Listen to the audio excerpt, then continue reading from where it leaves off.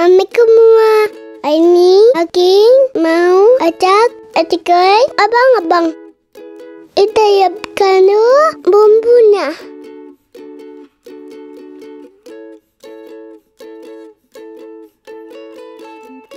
Siapkan bumbu hijau, bawang merah, putih, bawang putih, bumbu dubing, ngebi. Tenangkan ada api. Tenangkan habis. Ada nokta, ada bubuk. Kemudian autkan air bumbu atau air rendang. Tengokkan enak juga. Bumbunya bisa untuk putih.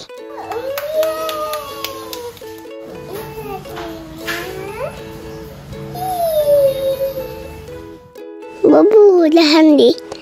Hari pan sama 4 jam.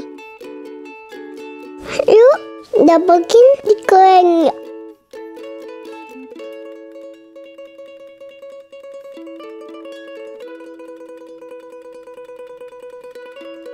Siapkan bawang putih, bawang bombay 6 gram. Siapkan juga sosis, kentang,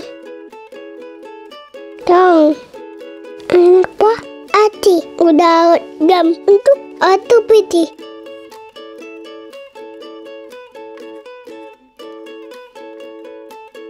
Nyai cikan yuk. Letakkan enak. Umi, bawang bombay, dan bawang putih sampai harum.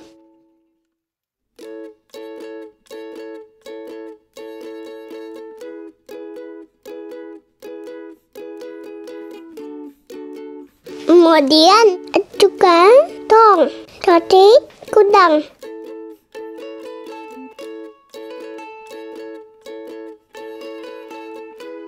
Kenapa cukup bumbu atau nakakan? Lebih sampai baunya berjauh mari.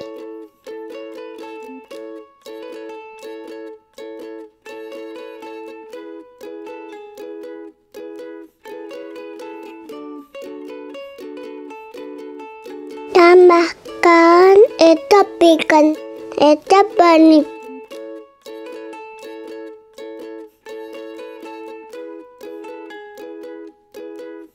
Dan garam secukupnya. Nasi goreng abang-abang siap mantap. Enak. Jangan lupa masaknya.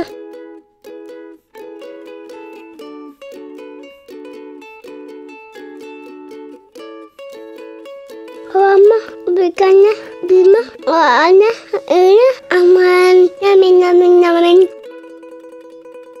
Ada mau punya video, oke, nikatnya. Bye-bye. Ayakan.